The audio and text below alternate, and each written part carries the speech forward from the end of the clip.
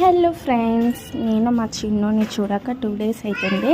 వాడు మమ్మల్ని చూడక 2 డేస్ అవుతుంది. వాడి రియాక్షన్ ఎట్లుంటుందో చూద్దాం. కన్నయ్య, ఎక్కడికి వెళ్ళినవే? నువ్వు ఎక్కడికి వెళ్ళినా?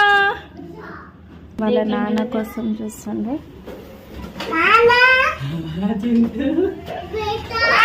నన్ను చూసి అంత ఎగ్జాక్ట్ కాలేడు కానీ వాళ్ళ నాన్న చూసి ఇంత నాన్న నువ్వు నా ప్రాణం మనిన సరిపోదట మాట.